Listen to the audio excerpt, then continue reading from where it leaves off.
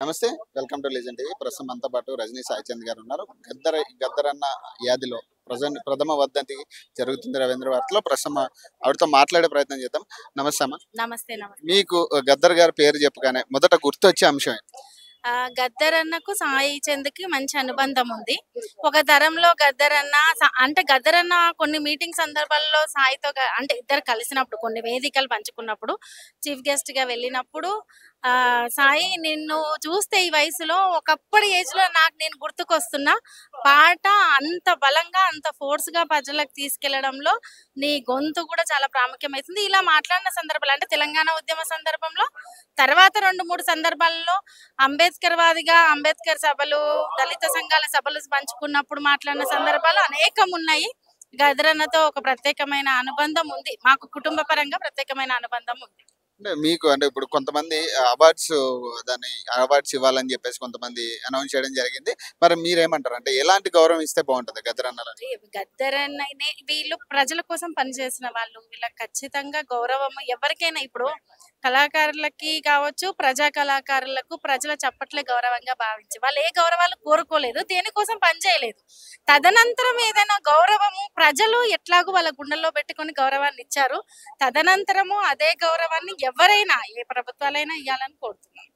మీకు పేరు చెప్పగానే అంటే పాట గాని లేదంటే ఒక మాట గాని ఏదైనా గుర్తొచ్చే అంశం ఏమైనా ఉందా మీకు?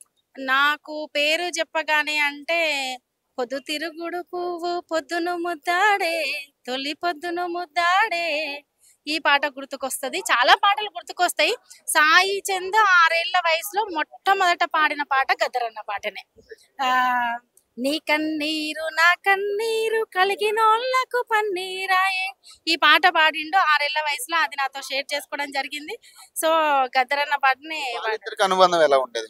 మీరు చూస్తూ ఉంటారు కదా వాళ్ళిద్దరికి. అంటే ఇప్పుడు వయసు రీత్యా కొడుకు వయసు సాయిది, ఒక కొడుకులానే ట్రీట్ చేసేవారు గద్దరన్న. ఏమన్నా కలిసినప్పటికైనా ఈ తరంలో చాలా అద్భుతమైన గొంతురా అనేది, ఎంత ఏదన్నా కొన్ని స్వరాలు ఏదో ఒక రకంగా పాడితే నువ్వు సంగీతం నేర్చుకోకపోయినా భలే పాడుతున్నావు, భలే ఎగురుతున్నావు, ఇలా తమాషాగా లేదు. గద్దరన్న కర్ర పట్టుకొని దానికి జెండాలు ఉన్నప్పుడు బుద్ధిజం గురించి డిస్కషన్ చేసేటప్పుడు ఇదేంటి అట్లా కామన్ కన్వర్జేషన్ మాట్లాడే వాళ్ళు. గౌరవం దక్కింది అనుకుంటున్నారు అంటే గద్దరన్న తర్వాత అంటే ప్రభుత్వం అనౌన్స్ చేసిన నేను ఈ రోజు వరకు ప్రజా కళాకారులకు ఎవరికి తగిన గౌరవం దక్కిందని అయితే నేనేం అనుకోవట్లేదండి. అది ఎవరికైనా అంటే వ్యక్తిగతంగా ఏ ఒక్కరి పేరు అని చెప్పట్లేదు, ఎవరికైనా తగిన గౌరవం. ఎందుకంటే అటువంటి కుటుంబాల నుంచి వచ్చిన వాళ్ళం కాబట్టి మాకు తెలుసు. కాబట్టి అటువంటి కుటుంబాలకు ప్రజలు ఇచ్చే గౌరవాలు తప్ప వేరే వాళ్ళ నుంచి గౌరవాలు వచ్చినట్టయితే నేనేం చూడలేదు. థాంక్యూ.